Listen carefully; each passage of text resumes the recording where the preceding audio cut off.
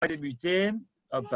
Erev Tov, bonsoir à tous et à toutes. C'est avec un grand plaisir qu'on se retrouve avec Hana Serrero, comme très souvent lors du Choug Benogros. Et avant de commencer, et pour faire patienter et attendre de vos venus, ce soir, on va parler du prophète Eliaou.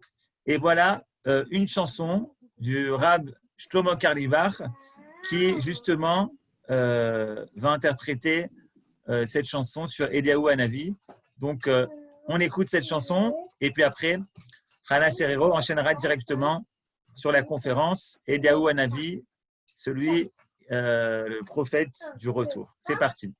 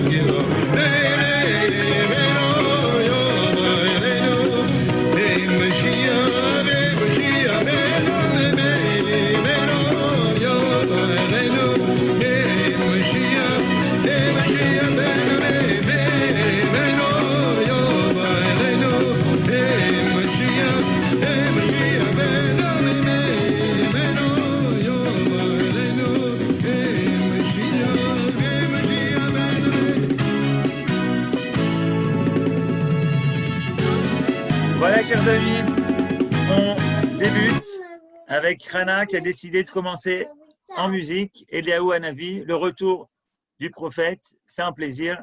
Et Bechavod, à Gaël, Hana Serrero, tu peux allumer ton micro et c'est parti.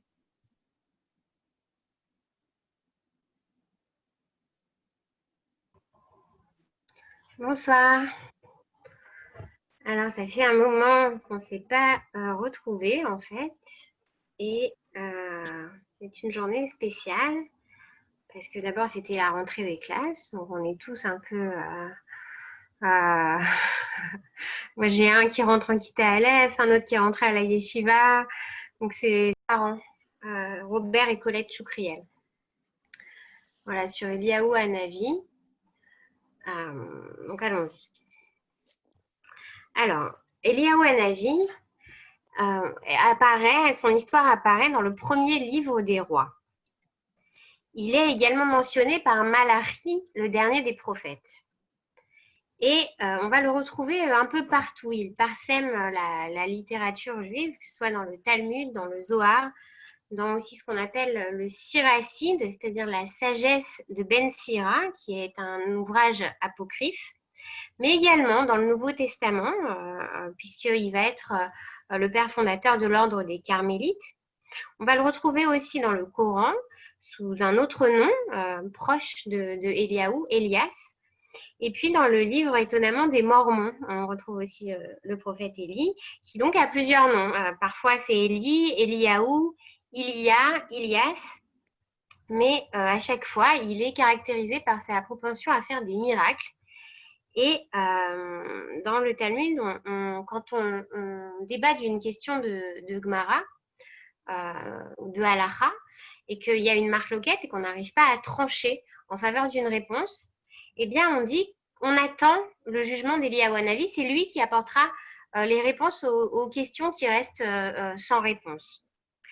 Il est l'annonciateur des temps messianiques, et puis on ne sait pas ce qu'il est advenu d'Eliyahu, puisqu'il a disparu dans le ciel sur un char et des chevaux de feu devant son élève, devant son compagnon Élisha, Élisée en français.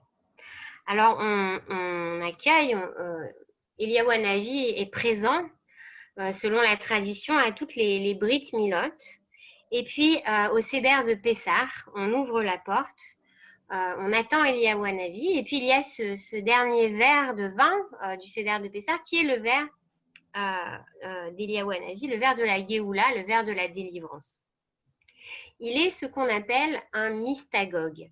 Le mystagogue, c'est celui qui vient révéler des secrets, ou alors un personnage initiatique qui accompagne les personnes, soit dans l'étude, soit dans une transition dans leur vie. Il a donc à la fois le rôle de prophète, mais également le rôle de professeur de la transmission. Il n'est donc jamais mort, puisqu'il est parti vivant au ciel, et on dit qu'il va revenir avec le Messie, avec le Mashiach. D'après le rabbi de Lubavitch, Eliyahu Hanavi aurait raffiné son corps, il aurait spiritualisé complètement toute sa matière pour partir dans le ciel dans une colonne de feu, en arrivant à l'état originel finalement de Adam et Ève dans le jardin d'Éden, où on dit que leur corps était fait de lumière. C'est dans le Zohar, or la peau peut être lue également or la lumière. Et donc Eliyahu serait arrivé, finalement il aurait fait tout le cycle de la vie pour arriver à cette unité primordiale du corps translucide d'Adam et Ève qui était dans l'unité divine dans le jardin d'Éden avant d'en sortir. Eliyahu à-Tishbi, un de ceux qui s'étaient établis en Gilad. Il est originaire d'une région qui s'appelle Toshev. Et d'après le Ralbag et Abrabanel, Eliyahu c'est également Pinchas. Pourquoi ? Car ils ont tous deux cette qualité étrange qui se manifeste sous la forme de ce qu'on appelle en hébreu la kanaout. On va traduire en français cela par zèle ou alors jalousie, comme kina, mais également empressement, vengeance. Et c'est également un des attributs divins qu'on associe généralement au nom de Dieu Hachem Tsevaot, le Dieu des armées. Celui qu'on appellera le Dieu jaloux. Mais en réalité, c'est pas uniquement la jalousie. Vous voyez, cette kanaout, c'est plutôt rendu par le mot zèle en français, cet empressement d'aller au-devant de quelque chose. Pour le Baal Shem Tov, alors voici la citation. Dans Adam, il y a Adam, c'est les initiales de Adam, David et Messie. Et voici ce qu'écrit le Baal Shem Tov. Tout homme d'Israël doit obtenir la libération de la part de Messie qui est en lui. Lorsque tout homme d'Israël aura restitué la part de Messie qui appartient à la racine de son âme, alors le Messie sera prêt tout entier. Et même si cela est impossible, mais cela même est impossible si ce n'est par l'aspiration. L'aspiration qui est la qualité de l'énonciateur la qualité de Eliyahu Hanavi. Donc là, le Baal Shem Tov nous donne une autre interprétation de cette Kanaout. Ça ne serait pas le zèle, mais ça serait encore autre chose de l'ordre justement de la prophétie. Il dit ici l'aspiration, non pas l'inspiration, mais l'aspiration, ce qui nous porte au-delà. Dans un tout autre ordre d'idées que le Baal Shem Tov, Ernst Bloch appelle le bond vers l'avant. Quelque chose de l'ordre de la volonté qui fait dans l'imagination voir déjà le but atteint et qui nous projette vers l'avenir et nous permet de réaliser ces choses-là en fait, toutes les choses qu'on désire réaliser. Ce qui est étonnant, c'est que dans les différentes religions, ça va être une qualité et une facette différente d'Eliyahu Hanavi qui va être mis sur le devant. Donc, par exemple, les chrétiens vont, eux, appuyer sur tout le côté solitude, dénouement, privation, ascétisme, humilité qui peut se trouver dans le récit de la vie d'Élie. Et puis, l'islam, au contraire, va mettre l'accent sur Élie en tant qu'exterminateur des idolâtres ou envoyé divin.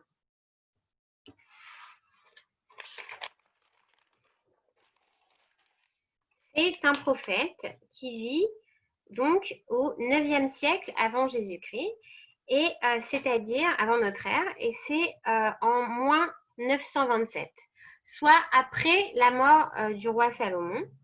On est donc dans le livre des rois, et à l'époque du roi Achab en français. Et Élie est envoyé par Dieu.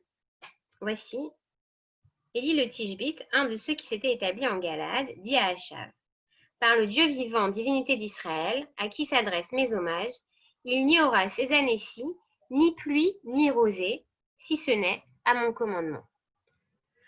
On n'a pas ici la formule rituelle Dieu dit à Élie ou Dieu envoya Élie dire à Achab. On a directement Élie qui s'adresse au roi d'Israël et qui lui dit: à cause de ce que tu as fait, eh bien la pluie ne va pas tomber en Israël, la sécheresse va régner. Et elle va régner sur mon ordre. C'est moi, Élie, qui demande à la pluie de s'arrêter. Et on est donc encore dans cette période des prophètes et d'Israël où on est dans des prophéties internes. Donc on n'est pas encore dans la géopolitique, comme on a pu voir avec Ézéchiel, par exemple, ou Ishayahu. On est dans ce système de punition-récompense. Quand à l'intérieur d'Israël, le peuple est divisé et commence à faire de l'idolâtrie, quand le roi d'Israël montre le mauvais exemple, alors immédiatement la punition tombe dans le pays, sur la terre, sur les gens.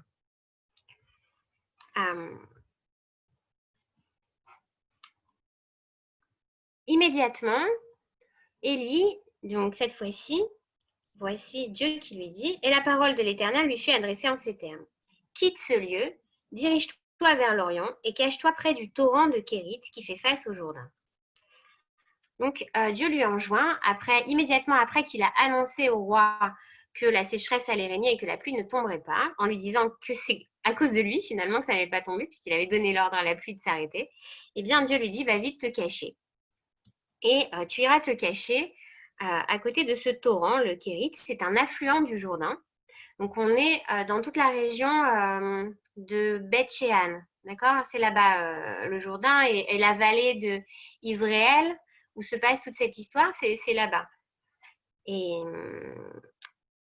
il boit de l'eau de ce torrent, c'est comme ça qu'il s'abreuve, et il est nourri miraculeusement par les corbeaux, jusqu'à ce que le torrent se tarisse. Une fois que le torrent est tari, eh bien, Élie va arriver à Sidon, une petite ville, où il sera recueilli par une veuve, la veuve de Sarepta. Cette veuve-là le reconnaît en tant qu'homme de Dieu et l'invite à venir. Il lui demande à manger. Et elle lui dit: écoute, je n'ai que de l'huile et de la farine pour moi et mon fils, mais tu es un homme de Dieu, viens avec nous, nous allons manger ce dernier repas et attendre la mort, puisqu'ils sont au milieu de rien et qu'il n'y a plus à manger. La veuve est terriblement pauvre et pourtant, elle l'invite à manger ce qui lui reste. Et là, Élie lui dit, ne t'inquiète pas, il y aura à manger. Et voici le second miracle qui arrive. L'huile et la farine n'en finissent pas. Et n'en finiront pas, lui dit Élie, jusqu'au retour de la pluie. Mais voilà que dans ce temps qui passe, alors qu'Élie est là-bas chez la veuve, le fils de cette veuve tombe gravement malade. La veuve alors pleure, prie, implore Élie de faire quelque chose et l'état de ce fils s'aggrave de jour en jour et voici qu'il est à l'agonie. Et elle lui dit, après tout ce que j'ai fait pour toi, demande à ton Dieu d'intervenir. C'est vraiment égoïste, ingrat de ta part de ne rien faire en échange. Tu ne peux pas laisser faire ça. Et l'enfant meurt. Et Élie lui dit, eh bien, laisse-le dans la chambre en haut, qu'il n'y ait personne qui nous dérange. Et Élie monte dans la chambre. Et puis, il va y avoir, il prie Dieu et se couche trois fois sur l'enfant. Et l'enfant va revenir à la vie. Après 3 années d'une sécheresse épouvantable, Dieu envoie alors Élie voir le roi Achav. Il réprimande les idolâtres et le roi Achab est marié avec la reine Jézabel. Et c'est elle qui a incité son mari à adorer le Baal et les prêtres sont à ses ordres en fait. Et elle a fait venir spécialement un dîner incroyable où 400 prêtres d'Astarté doivent justement dîner avec le roi et la reine. Élie arrive à ce moment-là et convoque tout le peuple et les prêtres sur le mont Carmel. Et là, Élie fait quelque chose de très audacieux. Il défie les prêtres de Baal à un défi pour prouver l'existence de Dieu. Pas prouver l'existence de Dieu, mais pour décider qui est le vrai Dieu. Il leur dit, voici ce que nous allons faire. Nous allons chacun monter un autel et prier notre Dieu. Et le vrai Dieu enverra le feu et consumera l'autel. Et vous saurez ainsi qui est Dieu. Si c'est le Baal qui répond, alors c'est le Baal. Et si c'est mon Dieu, ce sera mon Dieu. Et il leur dit, commencez, je vous laisse commencer. Donc les 400 prêtres montent l'autel, commencent à s'agiter, à faire des rituels et des chants et des prières, et entrer en transe, etc. C'est très bien décrit dans le texte. Et puis, rien ne se passe. Jusqu'au soir, ils commencent à se lacérer le corps, à faire des rituels qui sont de plus en plus scabreux, le sang coule, etc. Mais le Baal reste complètement silencieux. Et là, Élie commence à ironiser, à se moquer d'eux en leur disant, eh bien, que se passe-t-il? Votre Dieu ne répond pas. Peut-être qu'il est parti en voyage, peut-être qu'il est occupé ailleurs, peut-être qu'il ne vous entend pas. Et à la fin de la journée, Élie alors fait venir le peuple et leur dit, voilà, il arrose l'autel qu'il construit à partir de 12 pierres, qui symbolisent les 12 tribus d'Israël. Et il arrose ensuite l'autel d'eau, 4 fois, il me semble. Et il invoque Hachem. Et le feu tombe du ciel, et non seulement dévore le sacrifice, mais également le bois de l'autel, et absorbe toute l'eau qui avait été versée sur l'autel. Et le peuple reconnaît alors, attendez, je vais vous dire exactement. Le feu de l'Éternel jaillit alors, consuma la victime, le bois, les pierres, la terre, et absorba l'eau de la tranchée. Tout le peuple à cette vue tomba sur sa face et s'écria, l'Éternel est le vrai Dieu, l'Éternel est le vrai Dieu. Élie leur dit, saisissez-vous des prophètes de Baal et que pas un n'échappe. On les saisit. Élie les fit descendre vers la vallée de Kishon et les y égorgea. Donc ça, c'est le fameux passage donc, où Élie a défié les prêtres de Baal, a réussi le défi et ensuite égorge donc les 400 prêtres de Baal. L'histoire pourrait s'arrêter là. Normalement, après un tel miracle, eh bien, tout le peuple devrait faire teshuva. Et pourtant, c'est comme si rien n'était arrivé. En sortant de cela, que se passe-t-il? Eh bien, Jézabel. Non, attendez. Il faut dire qu'une fois que Élie redescend de la montagne, une fois qu'il a égorgé tous les prêtres de Baal, eh bien évidemment, la pluie se remet à tomber. Donc là, le peuple est doublement béni en fait. Non seulement il y a eu une révélation de l'ordre qui ressemble à la révélation du Sinaï avec une manifestation pyrotechnique, avec le bruit, avec le feu, avec tout le spectacle qui ressemble à la révélation du Sinaï. Et en plus de ça, ensuite la bracha immédiatement, la pluie qui tombe en abondance. Et pourtant, juste après, qu'est-ce qu'on a? On a Jézabel qui menace Élie et qui lui dit, eh bien, ce que tu as fait à mes prêtres, je vais te faire la même chose. Et à ce moment-là, personne ne bouge, personne ne va protester. Alors, Élie va partir, va fuir à nouveau. Il va arriver à Beersheba et il va commencer alors une longue marche dans le désert.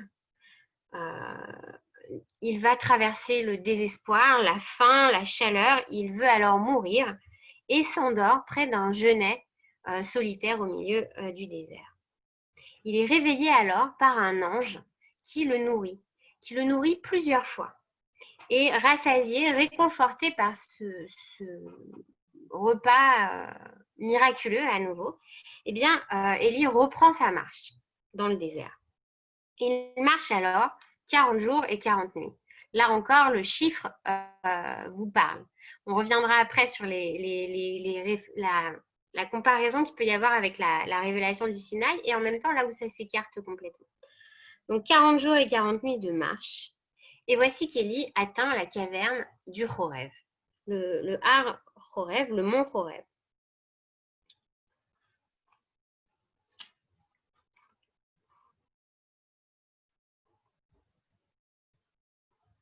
Là, il entra dans une caverne où il passa la nuit.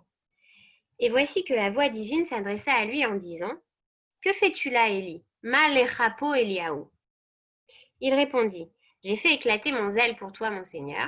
Kikano et kinati Hachem, Hachem Tsebaot, Dieu des armées, parce que les enfants d'Israël ont répudié ton alliance, renversé tes autels, fait périr tes prophètes par le glaive. Moi seul je suis resté, et ils cherchent aussi à m'enlever la vie. » La voix reprit et dit « Sors et tiens-toi sur la montagne pour attendre le Seigneur. » Et de fait, le Seigneur se manifesta. Devant lui, un vent intense et violent, entrouvant les monts et brisant les rochers. Mais dans ce vent n'était point le Seigneur. Après le vent, une forte secousse. Le Seigneur n'y était point. Après la secousse, un feu. Et le Seigneur n'était point dans le feu. Et puis, après le feu, un doux et subtil murmure. Ce que le français traduit ici, c'est la fameuse expression « Kol Dmama Daka ». Et je voudrais ce soir qu'on s'arrête sur cette expression pour comprendre là où le français se trompe dans la traduction et essayer d'affiner cette expression qui est paradoxale, qui veut dire énormément de choses finalement. Kol, c'est une voix. Dmama, a priori, ça serait justement le silence.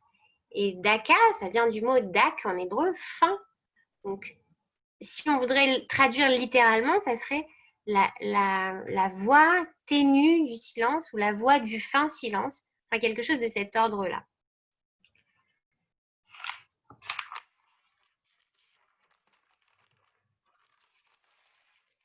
Alors, il y a une question qui a beaucoup préoccupé ceux qui font ce qu'on appelle l'exégèse biblique, c'est de savoir si l'expérience au désert d'Éliaou est de l'ordre de la prophétie pure ou est-ce qu'elle est également une expérience mystique.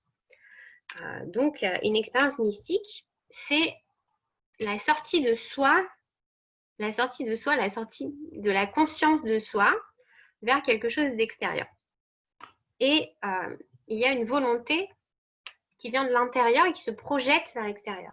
Alors que dans la prophétie hébraïque, eh bien, c'est l'inverse qui est décrit en général.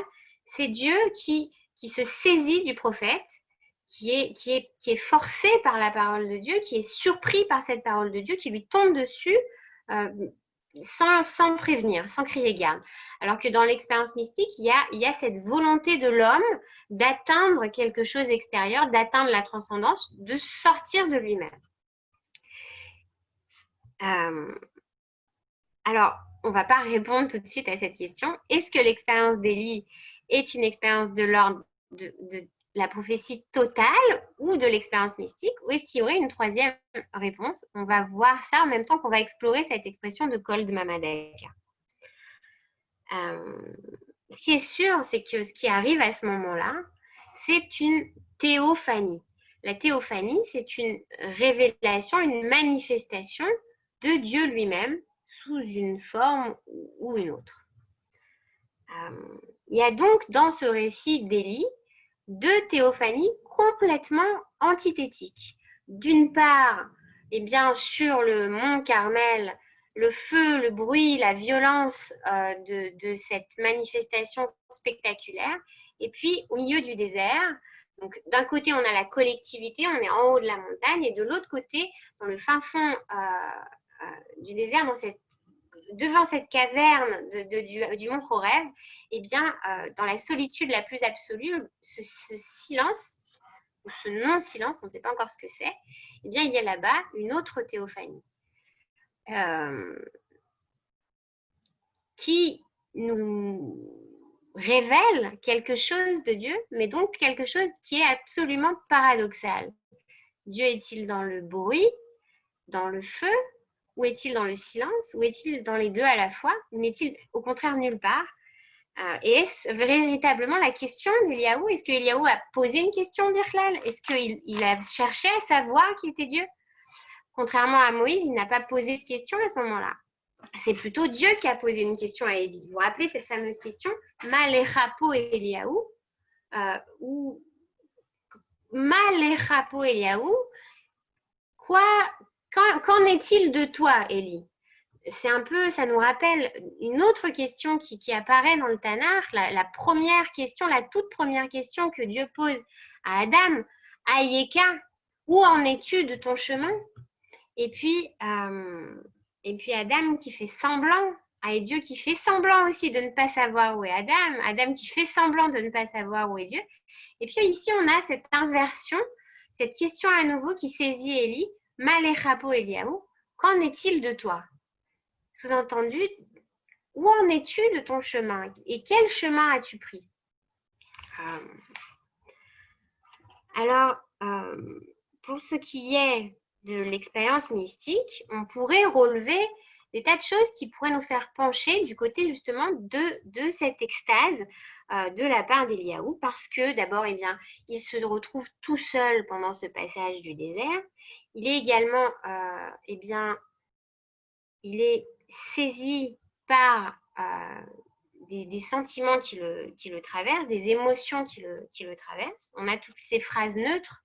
Il y a du vent, il y a du feu, et puis il y a la perte du sujet dans les expériences sensorielles qu'il traverse.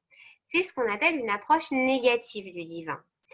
On ne sait pas où est Dieu, ni qui est Dieu, mais le texte nous dit où il n'est pas. Il n'est pas dans le feu, il n'est pas dans le vent.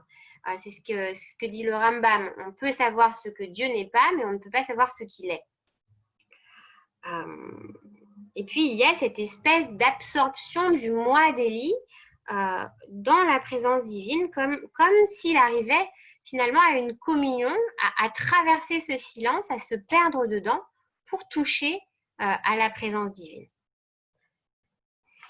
C'est le seul prophète chez qui on retrouve cette vision presque de la présence divine. Eh bien, c'est Ézéchiel, c'est le Maaseh Merkava, c'est le trône divin.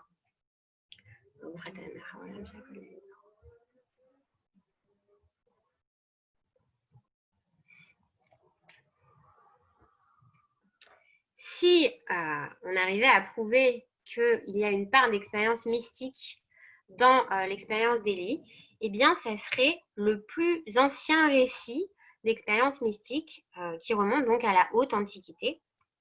et qui ressemblerait un peu à ce qu'on peut retrouver dans les descriptions des bouddhistes ou des moines, ou même quand on lit les textes de Sainte Thérèse d'Avila. Alors, il y a des extases comme ça qui sont décrites, chez les soufis et les yogis également, et puis tous les possédés.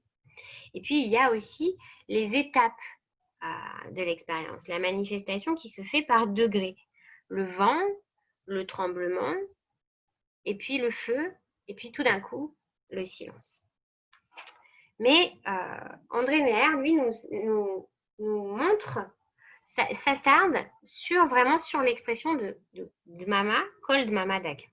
Et voici ce qu'il nous dit. Alors, sur le Dmama, donc on traduirait peut-être par silence, mais qui est quelque chose de plus profond, de plus silencieux que le silence. Dmama, écrit André Neher, c'est quelque chose de l'ordre du En Sof, quelque chose qui n'a pas de fin. Dieu est silence. C'est l'infini cosmique qui est le signe de la présence dans l'absence. C'est comme Moïse qui peut ne voir que les traces, les arrières de Dieu. C'est le Dieu caché d'Ishayahu qui va se dévoiler dans cette négativité littérale. L'Odoumia, le non-silence, le néant méta-silentiel, quelque chose de plus silencieux que le silence, une nappe d'avant la création.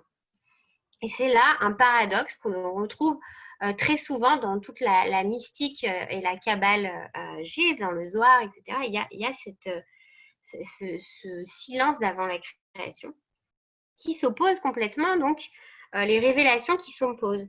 On a d'un côté les éclairs, de l'autre côté le murmure.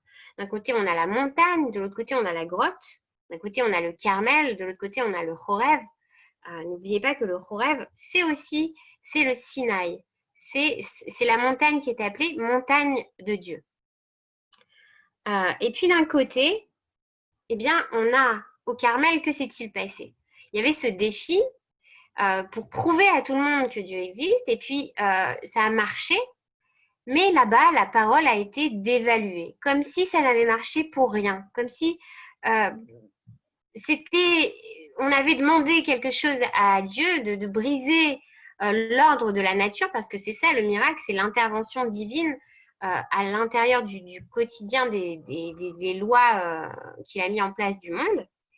Et puis de l'autre côté, le silence, qui lui d'habitude est négatif, puisque dans tout le livre des juges, par exemple, eh bien, quand Dieu ne répond pas, ça veut dire que la personne qui vient le consulter est coupable. Quand Shaoul, le premier roi d'Israël, demande confirmation à Dieu pour savoir s'il va gagner ou non la bataille et que Dieu ne lui répond pas, eh bien Shaoul sait tout de suite que c'est parce qu'il est coupable, que c'est parce qu'il n'a pas suivi les ordres. Et c'est comme ça une condamnation. Et bien ici, dans le désert, avec Élie, le silence acquiert une valeur qu'il n'avait pas jusqu'à présent. Il acquiert une valeur positive. La parole de Dieu n'est donc plus automatique. Le Dieu d'Israël n'est pas le Baal, n'est pas cette mantique, puisque l'idolâtrie a cela de semblable à la machine, c'est qu'elle est bien huilée. L'idole répond toujours. Quand on va chez la voyante, eh bien, elle a toujours quelque chose à dire, que ce soit du négatif ou du positif. Le client en a toujours pour son argent. Alors que cet échec, finalement, ce silence de Dieu, eh bien, révèle par son absence beaucoup plus que sa parole elle-même. Il y a donc un changement de signe. Et ce changement de signe va finalement ouvrir un univers qui jusque-là était fermé. L'univers de l'idolâtrie, c'est prendre les éléments de la nature et les transformer chacun en sacré, en Dieu. Alors que là, le silence unifie l'univers entier dans la présence divine et ouvre la parole, ouvre la nature elle-même dans cette communion entre l'homme et la nature, dans ce qu'ils ont en commun de présence divine. Et c'est dans le silence, il y a je crois que c'est chez Heschel, c'est chez Abraham Heschel qui a cette expérience, ou même chez Spinoza aussi, c'est cette expérience où ils sont dans la forêt et qu'ils ont justement cette expérience mystique avec un arbre, où ils communient avec un arbre. Et puis, comme on est on est très proche de Rosh Hashanah, on est obligé de parler de Rabbi Nachman et de ce nigoun, de toutes ces plantes, Kol Esev Ve'esev, chaque brin d'herbe a une mélodie propre, qui lui est propre, parce que chaque brin d'herbe fait partie de la création divine. Et c'est ce que le silence restitue. C'est l'entière harmonie de la création. Le Créateur habite le monde et il habite autant la nuit que la mort, que la parole et le jour. Et cette dialectique paradoxale, c'est ce non-silence qui apparaît dans le récit d'Élie, mais qui apparaît aussi dans les psaumes, dans les Téhilim. C'est donc ce que je vous disais tout à l'heure, ce Doumia, qui est un silence d'avant la création. Ce que Claude Vigée appelle le silence du Aleph. Ce silence qui est toujours manquant, puisque, comme vous le savez, la Torah commence par Bereshit. Elle commence par le bête. On est tout de suite à l'intérieur de quelque chose qui a déjà commencé, et il nous manque à tout jamais le début. Le début n'apparaît pas. Nous sommes à la recherche de ce début perdu quelque part. Et donc, on prend le train en route, en fait. Le train est déjà en route quand on monte dedans. Et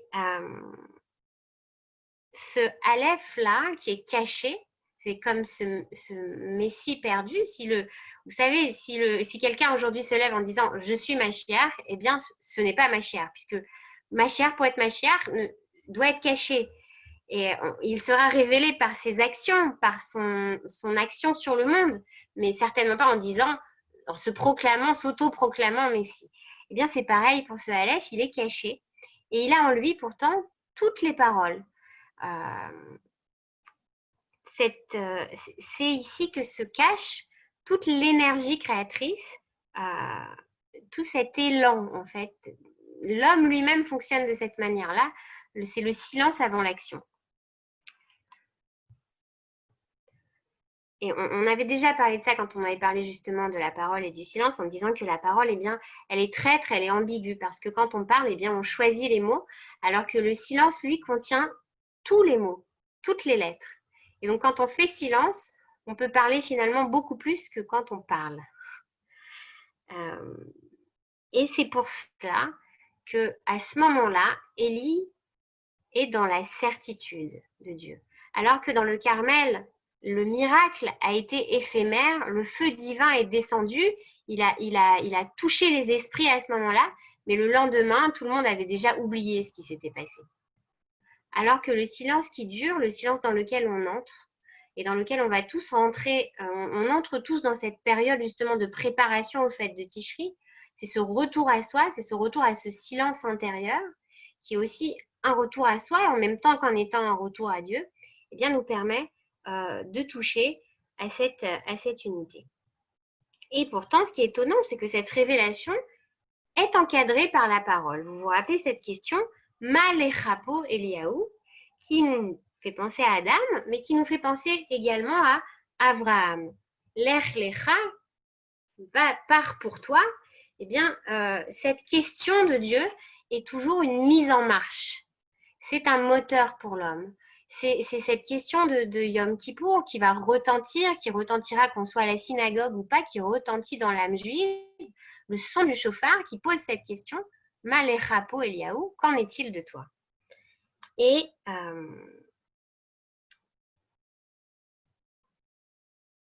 que se passe-t-il juste après cette révélation? Élie, nous dit le texte, se cache la figure avec son manteau. Alors encore une fois, on pense à Moïse qui, après l'épisode du buisson ardent, se cache également la figure devant le Dieu vivant. Et c'est la deuxième fois que la question retentit. Dieu pose la question à Eliaou avant la révélation du désert, Ma lechapo Eliaou, et après cette révélation, lui repose la question, Ma lechapo Eliaou. Il y a eu un événement interne, à l'intérieur d'Eliaou, mais il y a eu aussi également cet événement externe, qui est la révélation de Dieu dans le silence. Et Dieu repose la question, et quelle est la réponse d'Eliaou? Eh bien, elle est identique. Kano et Kinati Lachem, j'ai défendu mon Seigneur dans Zalzalou, le Dieu vengeur, etc., car ils ont délaissé ton alliance, etc., etc. Donc, on a exactement la même réponse. Comme si, eh bien,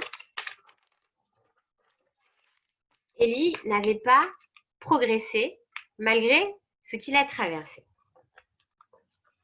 Pourtant, si on va voir le Malbim, eh bien, il nous dit « Vailer et nafsho ». Vayachal et nafsho. Il va vers son âme et il questionne son âme. Même à un moment donné, on a dit il veut mourir, il est en plein désespoir. Il ressemble à ce moment-là au prophète Jonas. On lit également l'histoire justement à Pourim. Qu'est-ce que je dis? À Pourim. À Kippour, c'est l'histoire de Yona dans la baleine. Eh bien, Yona, à un moment donné, lui aussi, à la fin, quand il est face à Ninive qui a été sauvée, il est justement lui aussi, c'est étonnant cet équivalent qu'il y a entre Yona et Élie. Élie s'assoit à côté du genêt et pense qu'il va mourir. Lui, Yona s'assoit devant l'arbre qui caillonne et lui aussi veut à ce moment-là mourir. Et puis, il y a ce face-à-face avec Dieu lui-même. Et puis, ce que nous dit le Malbim, c'est que Eliaou, contrairement à Moshe Rabbeinu, à Moïse, eh bien, lui est du côté de Dieu. Alors que Moïse, lui, se range du côté du peuple. Il est toujours là pour défendre le peuple. Et il y a 3 sortes de prophètes, nous dit le Talmud. Il y a le prophète qui a choisi de défendre la gloire du Père, donc qui est du côté de Dieu, comme Élie. Il y a celui qui a choisi de défendre la gloire du Fils, qui va être du côté du peuple, comme Moïse. Et puis, il y a celui qui arrive à ménager les deux, finalement, et ce sera, par exemple, Jérémie.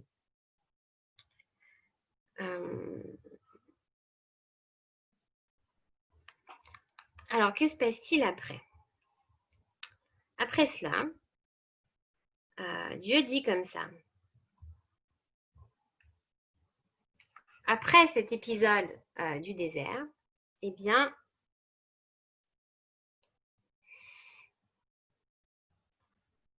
attendez, que se passe-t-il après cet épisode du désert?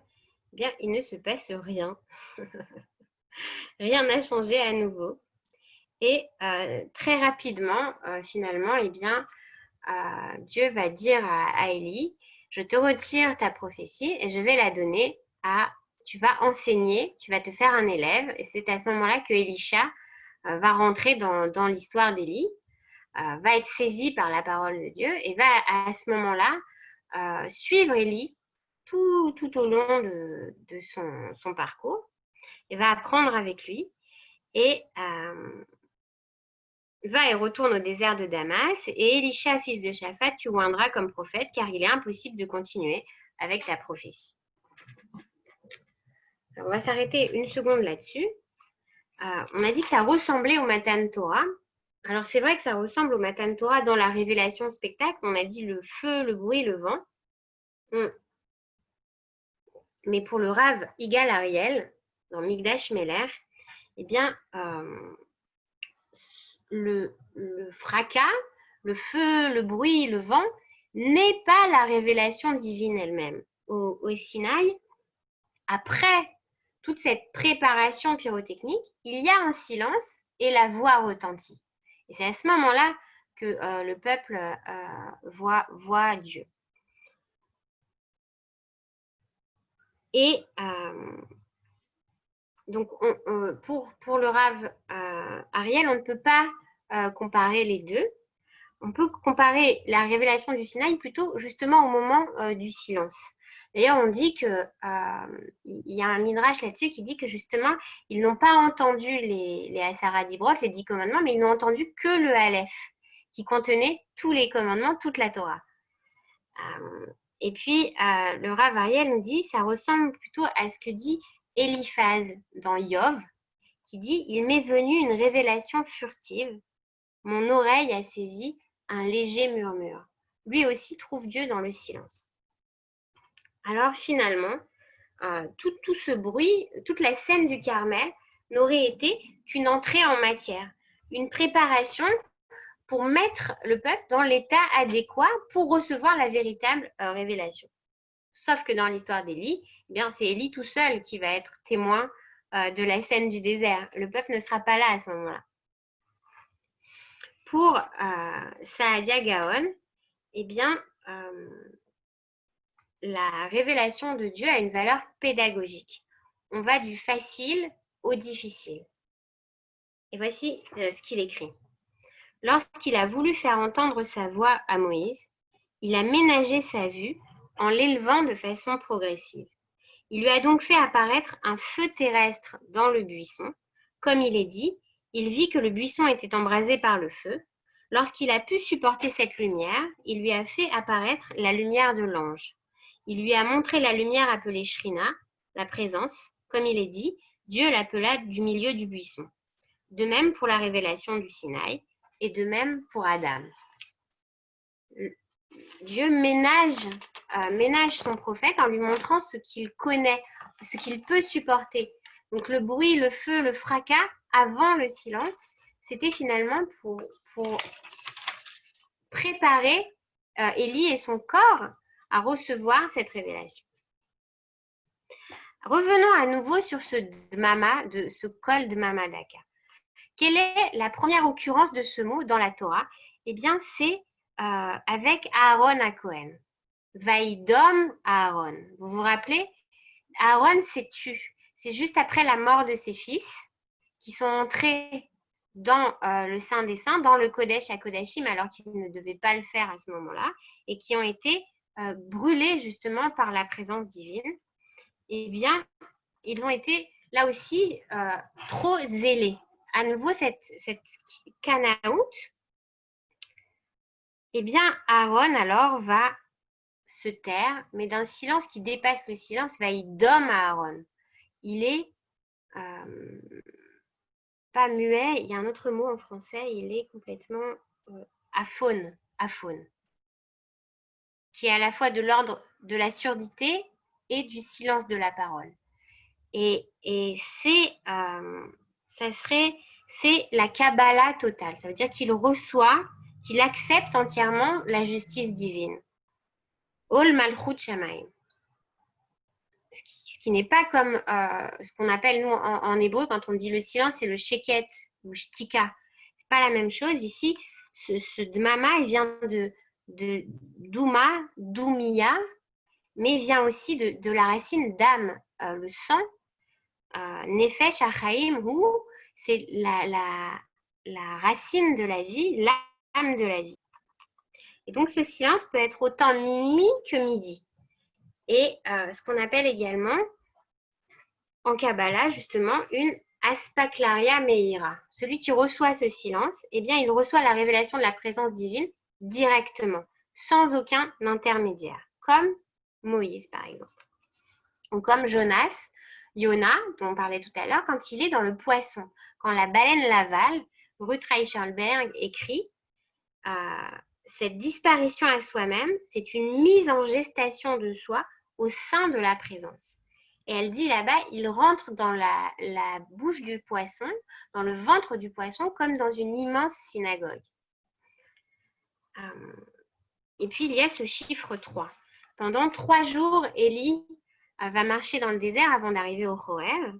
Ce 3, c'est la possibilité d'harmonie, c'est la possibilité pour les contraires d'exister.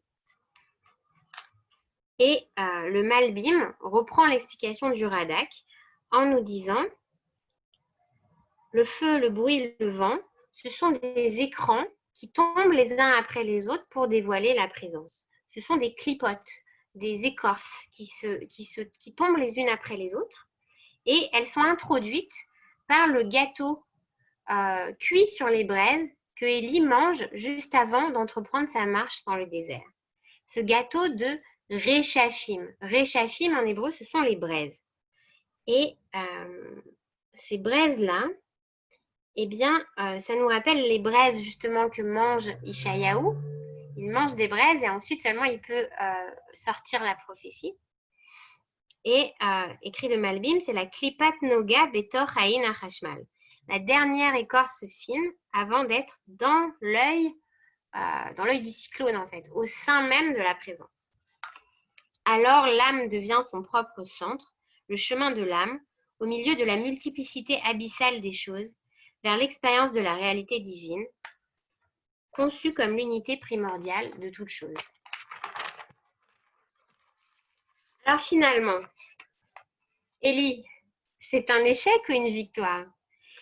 Eh bien, c'est un échec apparemment de sa mission. Il voulait convertir le peuple de force en leur faisant ce qu'on appelle un peu de démagogie, un peu de Torah spectacle avec toute sa pyrotechnie. Eh bien, ça n'a pas marché. Et cette révélation du silence, eh bien, finalement, c'est une leçon d'humilité. Il faut éduquer le peuple si on veut que ça reste, si on veut que ça rentre, par la douceur, par le chant, par le souffle, et non par la force de la montagne qu'on retourne sur la tête, et plutôt par cette légèreté du silence qui peut toucher tous les êtres. Et d'ailleurs, ce psaume où on parle de cette kol dmama daka, eh bien on le dit pendant le moussaf des Yamim Noraim, des jours redoutables, entre Rosh Hashanah et Yom Kippour, où on dit là-bas « Beshofar gadol itka, vekol dmama daka yashmiya » et il sonnera du grand chauffard et cette voix fine du silence retentira. Alors, Eliaou a-t-il été transformé puisqu'il répond la même réponse, Maléchapo Eliaou, et pourtant, à la fin, lorsqu'on lui retire sa prophétie, donc c'est tout à la fin, il va transmettre sa prophétie à Élisha et disparaître dans le ciel. Mais il ne meurt pas. Il aurait atteint l'éternité.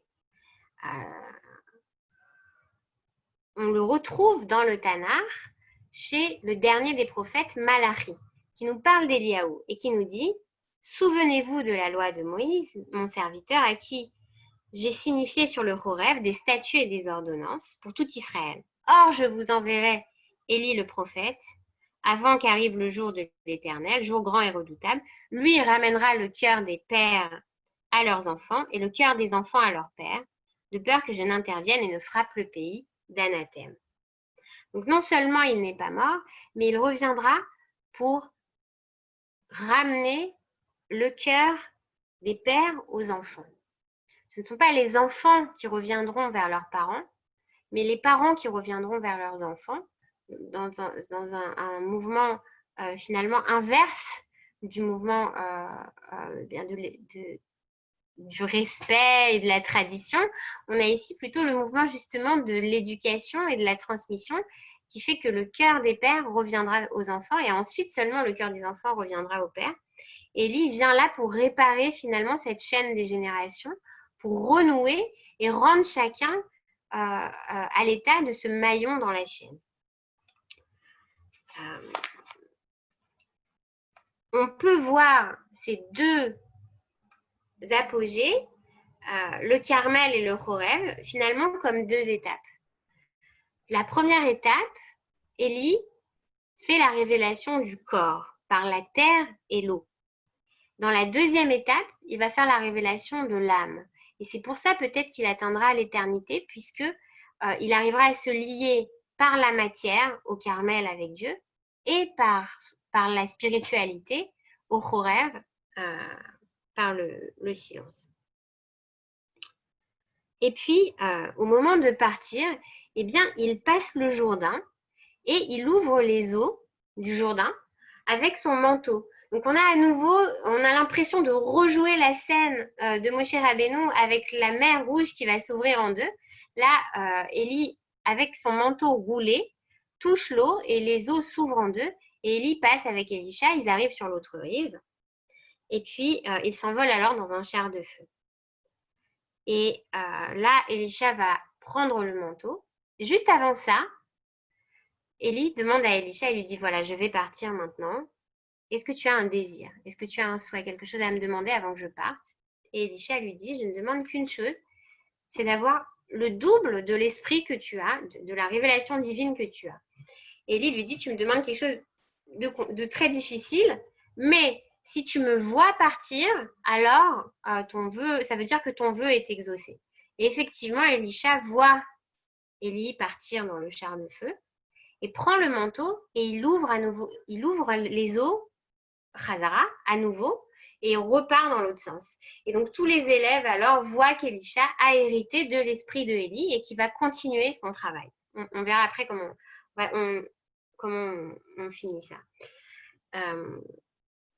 Et d'ailleurs, sur ce départ d'Élie dans le feu, eh bien, le Malbim encore nous dit, en fait, Élie s'est rendu lui-même char à Géoula. Il est lui-même le chariot de la délivrance.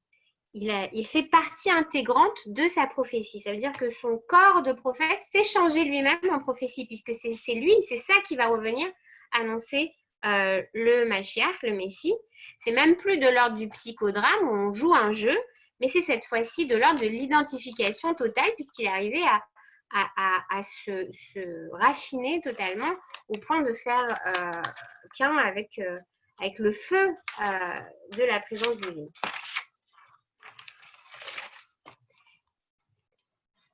Pourtant, Élie n'en a pas fini de nous étonner et n'a pas fini de revenir et même de devenir. Eliaou à Tishbi, c'est cette figure du devenir, du dynamisme, de la transition, de la transformation de l'homme qui peut travailler autant sur son corps que sur son âme pour s'améliorer. Et puis, c'est pas pour rien qu'il vient de Tishbi, de Yashuv, du mot Teshuva, revenir, le retour, la réparation qui amènera justement à la Géoula, à la délivrance. Et il est finalement entre deux qualités paradoxales. On a vu la Kanaout, donc le zèle qu'il a en commun avec Pinchas, mais il a aussi cette Keuna, il est Cohen comme Aaron, et d'un côté on a Pinchas qui venge par la violence, qui tue, etc., et pour venger l'honneur de Dieu. Et de l'autre côté, on a Aaron qui est lui tout entier dans le shalom entre les hommes. Et finalement, Élie, il va être le prophète total, puisque lors de sa vie, il va travailler tout son côté justement physique, vengeur, corporel, exterminateur des idolâtres, etc. Mais après tout le temps où Élie part, eh bien, il accompagne le peuple juif à travers l'histoire, à travers le temps, à travers les célébrations, à travers les joies, à travers les naissances. Il est toujours là quand on a besoin de lui, il est toujours là quand on se pose une question, c'est Eliaou. Comme s'il réparait justement ce manque de douceur, ce manque d'empathie qu'il avait eu avec le peuple de son vivant, enfin en tout cas de sa présence sur terre, puisqu'il n'est pas mort. Eh bien, il le répare encore maintenant, jusqu'à ce que vienne le Messie. À la Havdalah, on dit, il est occupé, au moment de la Havdalah, le prophète Élie est occupé, ou Moné Srouyot chez l'Israël. Il compte les bonnes actions pour faire pencher la balance en faveur d'Israël et hâter la venue du Messie. Et justement, ce 5e vers, cette coupe d'Eliaou, elle correspond à la dernière expression de la délivrance, Ve'eveti les Eret Israël. Il ramène les exilés, un peu comme Rachel Imenu, puisqu'à la Brit Mila, il est là au moment du retour des âmes, du renouvellement de l'alliance à chaque fois. Il élève la chair jusqu'à l'âme juive dans cette Brit Mila. Et ce qu'on appelle ce Gilouï Eliaou de la fin des temps, ça sera le moment où toutes les questions seront répondues, puisqu'il appartient à deux mondes et qu'il a donc ce émet qui fait qu'il peut passer d'un monde à l'autre. Et c'est pour ça qu'il pourra rapprocher les fils des pères.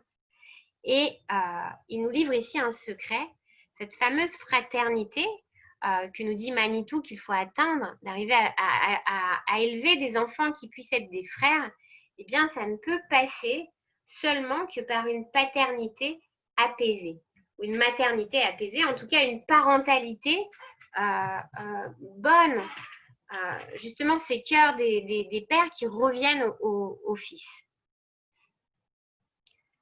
Et puis, l'harmonie qu'Eliaou n'a pas réussi au moment de sa mission sur Terre, eh bien, elle va s'étendre au fur et à mesure d'Israël aux nations, aux hommes, au monde entier, jusqu'à justement que tous soient capables de prophétiser et que tous les corps soient à la fois des âmes et des corps. C'est ces temps messianiques où justement ça sera cette lumière des corps comme chez Adam et Ève.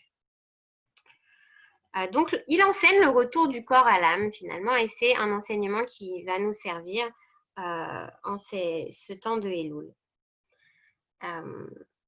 Revenir à la source, mais pas la source comme un retour en arrière, plutôt comme un bond vers le futur. Ça veut dire mieux savoir de quoi on est fait à l'origine pour se délivrer justement et se réparer et se régénérer. Parce que c'est ça aussi le secret d'Eliaou, c'est le secret de l'éternité du corps et de l'âme.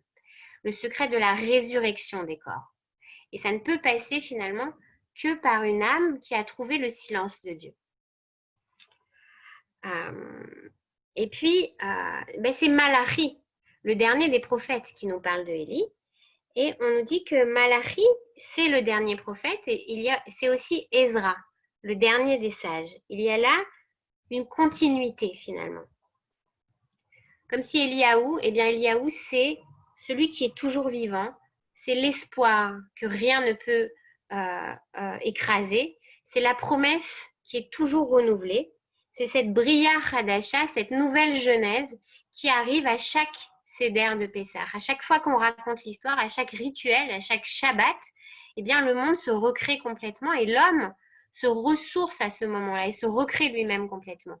Alors à ce Rosh Hashanah, à cette nouvelle année, chacun finalement, c'est comme quand il rentre dans cette grande synagogue, c'est comme s'il se plonge dans ce premier mikvé Israël, dans cette communauté d'Israël, et qu'il se régénère lui-même à la présence divine.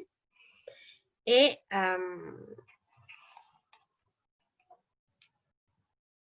il y a encore autre chose auquel on voit justement ce kol dmama daka, c'est cette expression qu'on trouve justement dans Bereshit, Ruach merachefet al pnei hamayim.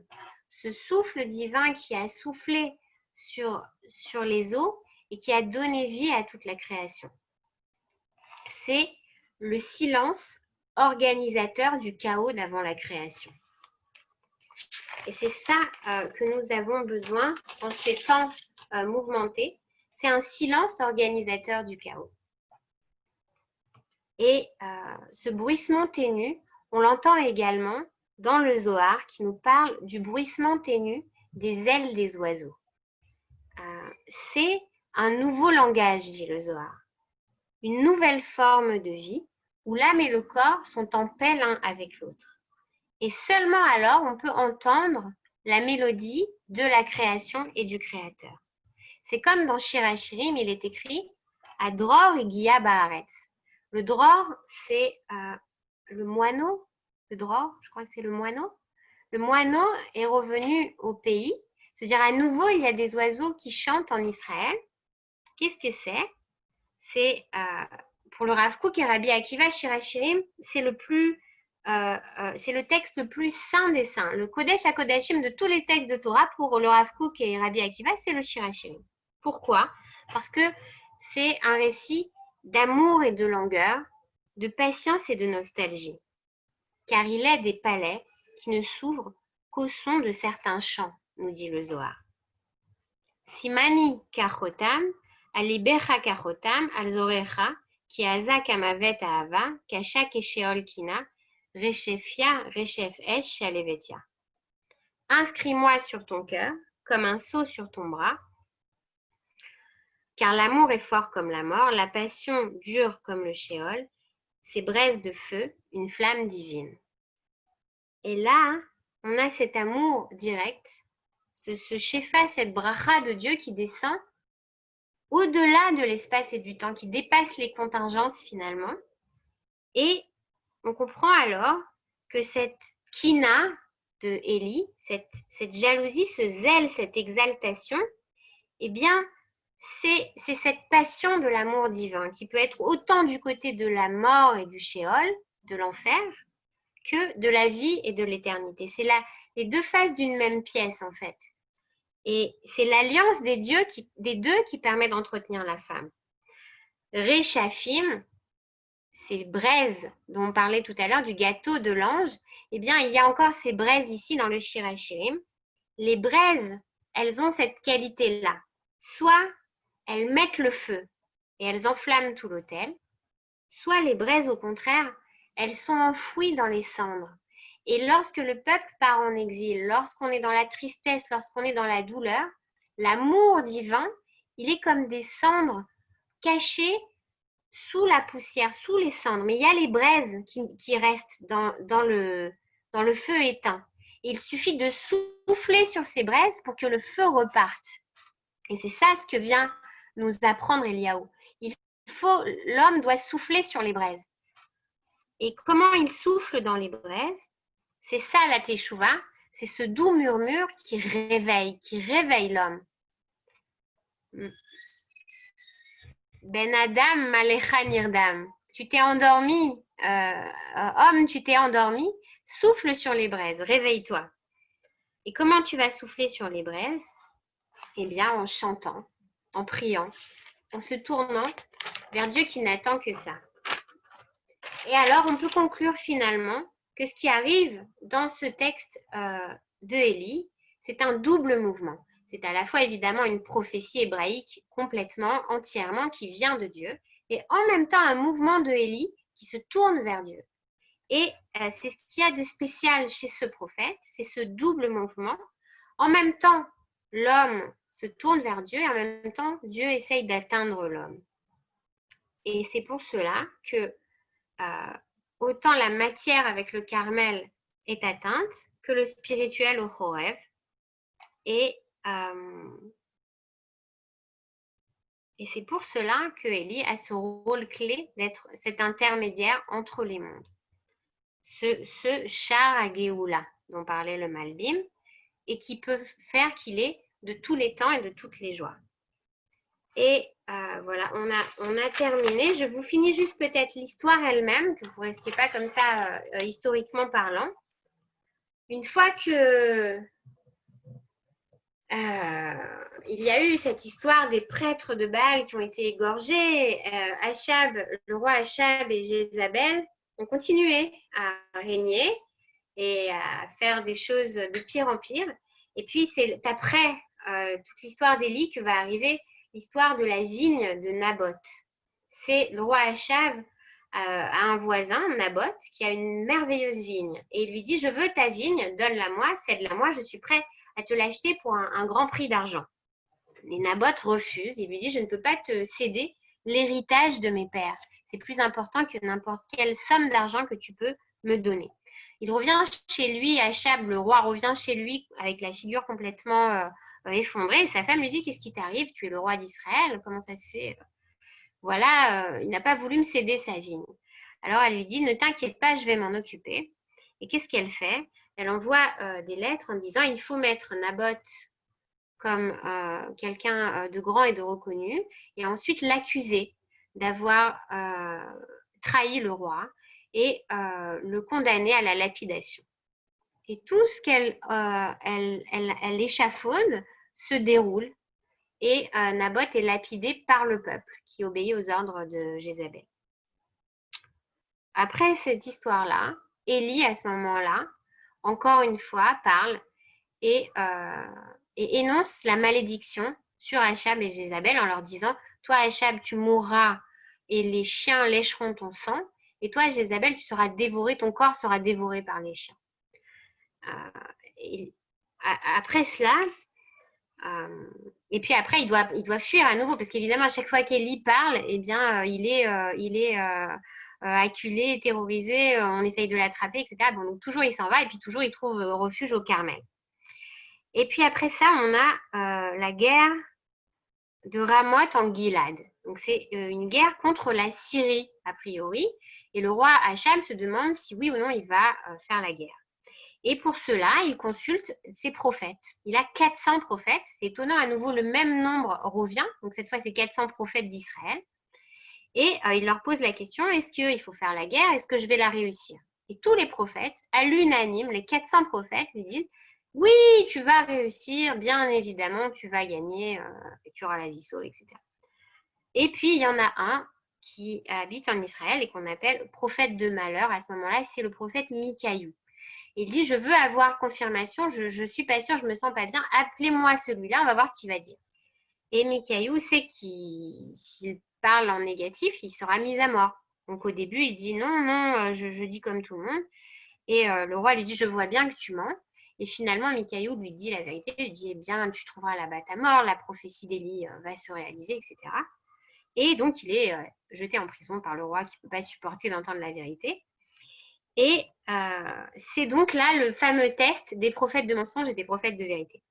Mais ce qui va se passer, le roi Achab va partir en guerre contre la Syrie et va trouver la mort en Samarie, à côté de ce que le texte appelle la piscine de Samarie. Donc, c'est Mayanot, ces sources en Israël. Justement, là, pendant ce mois d'août, on était tous en Israël, on a beaucoup été dans les sources d'Israël. Donc, dans cette piscine, à côté de cette piscine, il va trouver la mort.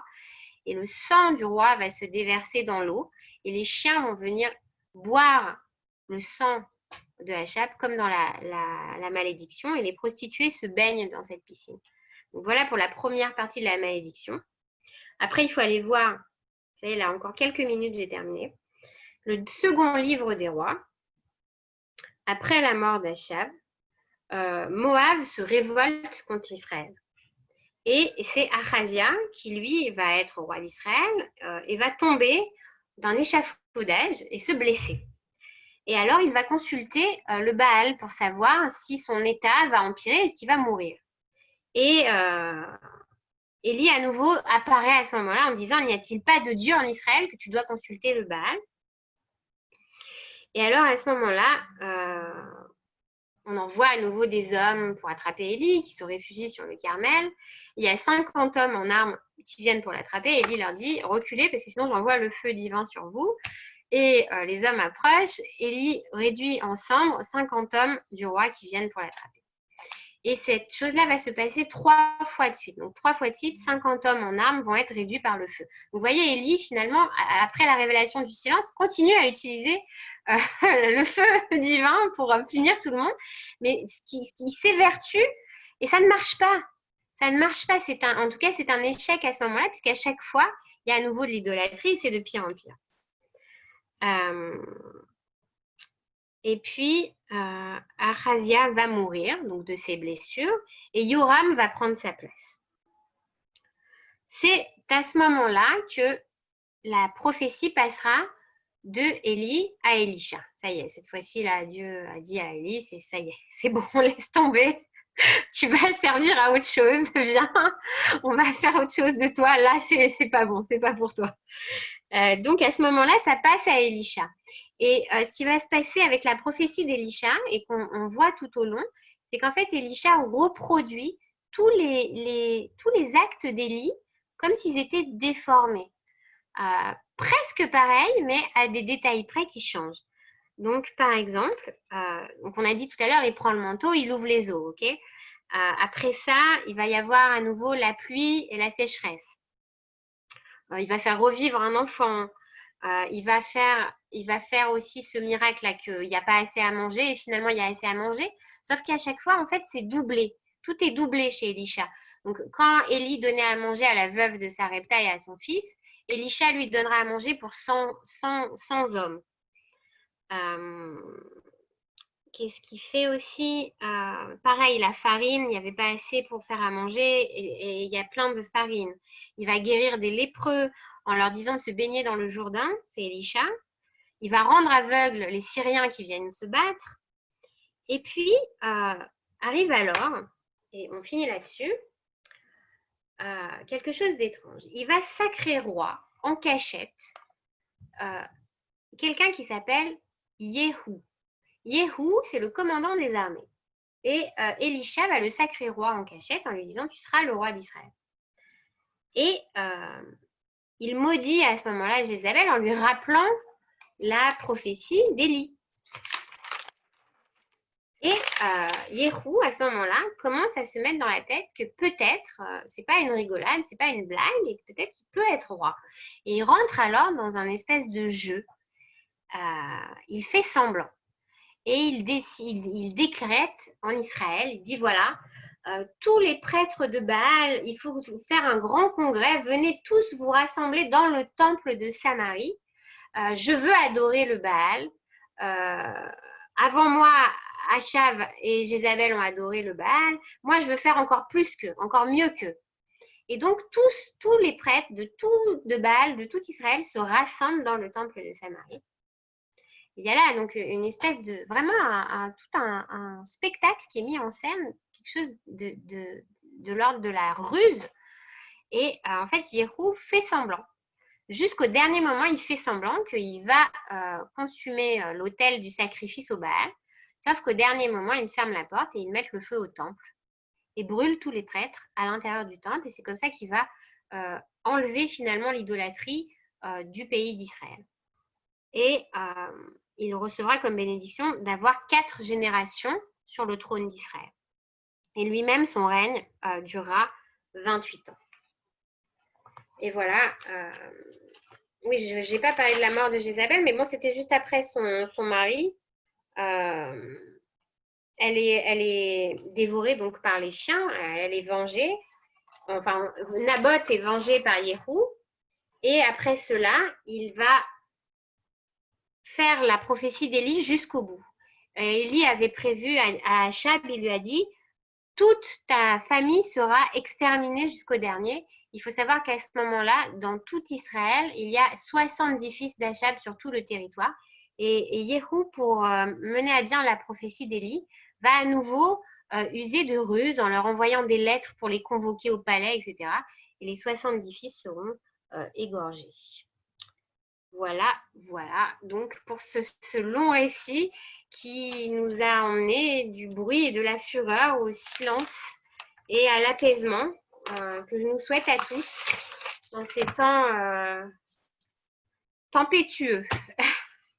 Voilà, je vous remercie vraiment tous d'avoir participé et si vous avez des questions, je vous invite à ouvrir vos micros et voilà. Merci beaucoup. Merci, Hana.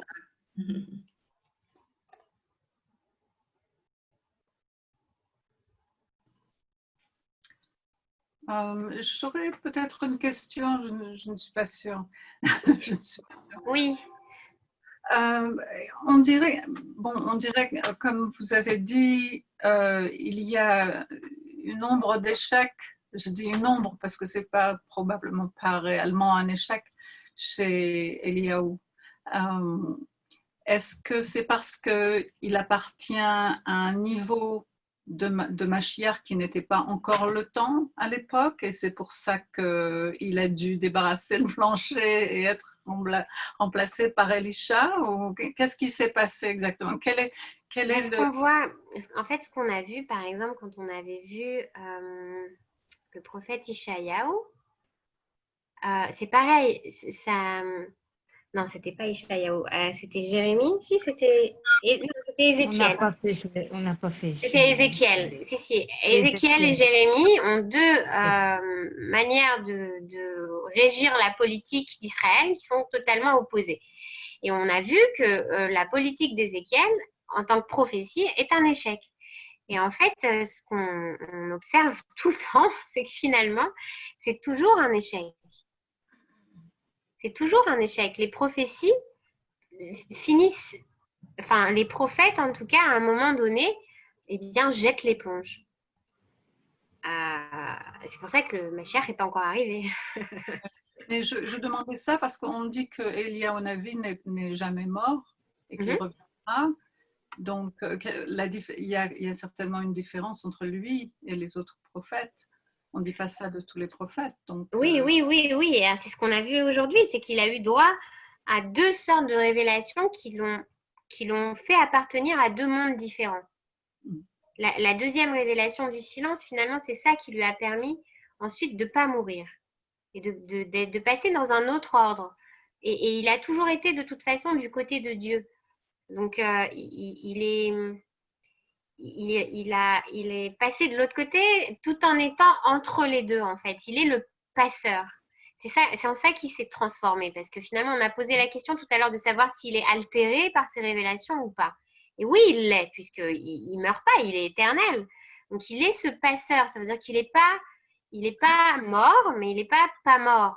Et c'est pareil dans la révélation. Donc, et c'est à ça qu'il sert. C'est comme Rachel qui est enterrée sur le chemin de Bethléem pour ramener les exilés.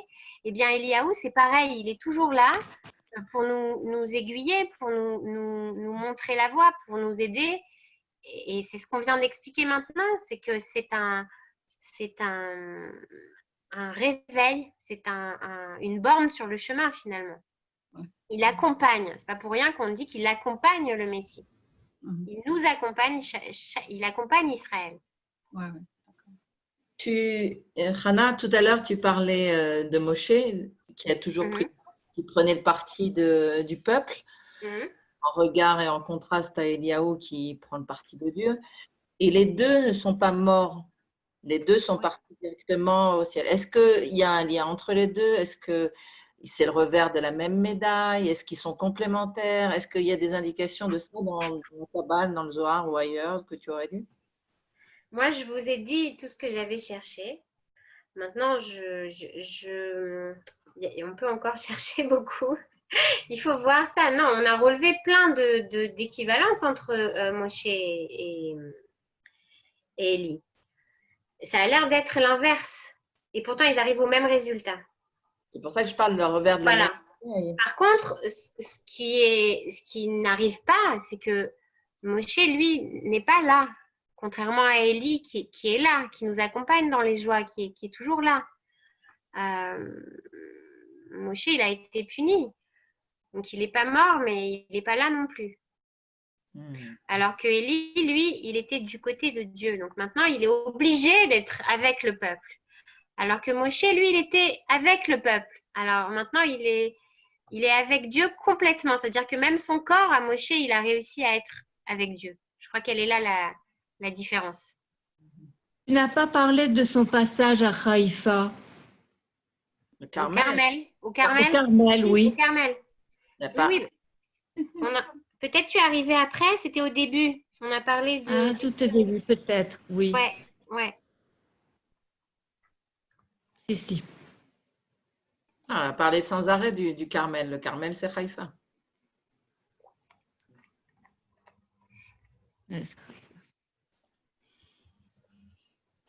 Bonsoir Gaël. J'avais une question par rapport à Chazal qui disent toujours que Pinchas ou Eliaou, par rapport à la Mida de Canaout, mais chronologiquement,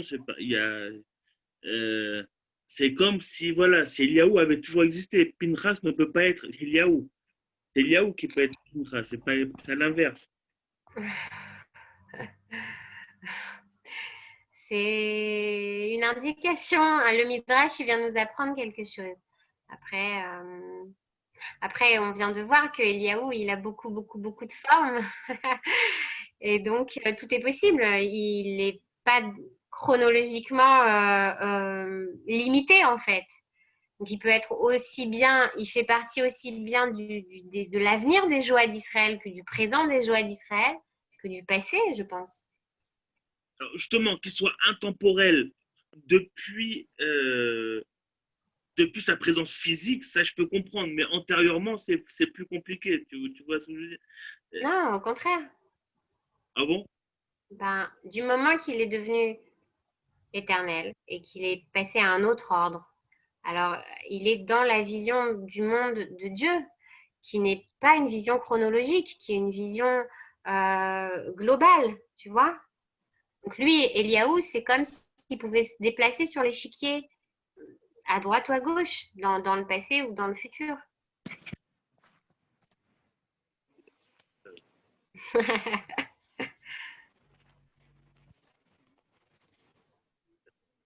En tous les cas, il est une source d'inspiration infinie, même si on parlait d'aspiration.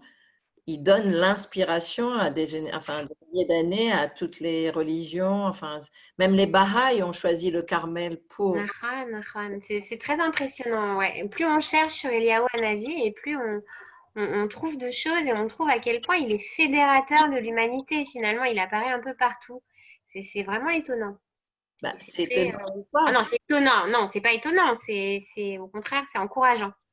Parce que si on parle de délivrance universelle et de Mashiach, ça va dans l'ordre des choses. Je pense qu'Eliyahu, il est dans l'ordre aussi du Tikkun Olam. Je veux dire. D'ailleurs, on l'a dit à un moment donné, c'est que cette harmonie, elle émane, elle mitpachette, elle s'étend, merci. Elle s'étend. Il faut qu'elle part d'Eliyahu et du désert, et ensuite elle doit s'étendre dans tout Israël. C'est ça qui se passe à Rosh Hashanah et Yom Kippour pour ensuite pouvoir s'étendre à toute l'humanité. C'est par le particularisme, par la particularité de l'âme juive qui se fait juive justement et qui suit les préceptes et les commandements, qu'ensuite elle peut atteindre l'universalité. Être juif, c'est être homme avant tout. Il y a une petite partie où je ne t'ai pas entendu, c'est certainement celle où tu as parlé du Carmel, mais c'est intéressant de voir que, je ne sais pas s'il y a beaucoup d'exemples dans la Torah, mais quand on veut donner un exemple de Horacha d'un prophète, on prend toujours celui d'Eliyahu qui… J'ai pas entendu un exemple de quoi? Horacha, quelque chose qui te fait… quand un prophète donne un ordre contraire à la Torah. Le seul exemple qu'on connaît en général, c'est celui d'Eliyahu, qui demande dans le Carmel de sacrifier et pas et c'est un peu une particularité, je crois, propre à lui, parce qu'encore une fois, je ne sais pas s'il y a d'autres exemples dans la Torah de Horacha, comme ça. Parce qu'on te dit que dans le futur, un des signes, quand un prophète vient, il pourra te dire d'aller à l'encontre de la Torah et on te donne l'exemple d'Eliyahu, un avis. Je ne sais pas si il est assez particulier à ce niveau-là. Comment ça, qu'est-ce que tu entends par aller à l'encontre de l'ordre de Dieu? Non, pas de l'ordre de Dieu, à l'encontre des prescriptions de la Torah. C'est-à-dire? Eh bien, faire un sacrifice dans le Carmel, c'était interdit à cette époque-là. C'était interdit, on ne pouvait le faire qu'au Beth Amikdash. En fait, surtout, à ce moment-là, il prend un gros risque, en fait. Et André Neher, il parle de ça. Il dit, il a pris un énorme risque, Eliyahu, à ce moment-là, parce que c'est pas tant le fait d'avoir fait un sacrifice le problème. Le problème, c'est qu'il a lancé un défi en tablant sur la réponse de Dieu. Mais la réponse de Dieu, André Neher, c'est que la réponse de Dieu, elle aurait aussi bien pu être une parole, un feu comme elle a été, qu'un silence. Et les deux auraient été réponses. Et donc, il a joué un coup de dé, là, en fait, qui était très dangereux. Mais ce que dit aussi André Neher, c'est que ça n'aurait rien changé. Pour Eliyahu, ça n'aurait rien changé. Parce que il est convaincu. Il sait que Dieu est là, par la parole ou par le silence. Et de toute façon, finalement, ça n'a rien changé pour le peuple non plus et pour Israël non plus. Donc, en fait, tout ça, c'était beaucoup de bruit pour rien. Hana, tu parles de silence, on parle de parole de prophète, mais quand même, la parole des prophètes s'est tue et on est tous rentrés dans le silence de Dieu. Alors, est-ce que ça signifie qu'on est entré dans un niveau supérieur et qu'on n'est pas capable de l'entendre et de le décoder ou bien c'est un autre silence, une autre forme de silence? Alors, c'est ce qu'on a dit tout à l'heure quand on a parlé du chant des oiseaux qu'on peut entendre avec le retour des exilés sur la terre d'Israël. Le Rav Kook qui dit qu'à partir du moment qu'il y a à nouveau la création de l'État d'Israël et que les exilés reviennent sur la terre, alors la qualité de prophétie redevient possible. Au fur et à mesure, le corps sur la terre d'Israël s'ouvre à la parole et que c'est quelque chose qui doit s'affiner. Et le Rav Kook écrit que ça doit passer par des choses très prosaïques, très matérielles, par la littérature hébraïque, par l'art, par tout ce qui est construit sur la terre d'Israël. Au fur et à mesure, c'est affiner justement la matière pour se rendre plus capable de recevoir quelque chose de l'ordre du transcendant. Il faut attendre encore un petit peu, j'ai l'impression. C'est pas clair. Voilà, Johan, t'es là? Non, Johan, il n'est plus là, je crois qu'il est parti. Johan, il nous a laissés là. Mais est-ce que quelqu'un va encore poser une question? Parce que j'ai mes enfants, il y a mes enfants qui m'attendent. Oui, alors, Merci beaucoup, merci infiniment. Comme d'habitude, c'est toujours. Merci à vous, merci beaucoup. Alors, Merci. Natova, non, on se reverra d'ici là, non? je pense. Je crois qu'il y a un cours juste avant Rosh Hashanah, ouais. On va voir. Je vais voir avec Johan. Darba, Koltsou. merci. Merci pour la rentrée des classes. Merci, Merci, Hannah. Merci, Hannah. Au revoir. Bonsoir, Shana Tova. Au revoir. Bah, non, on peut se le dire quand même.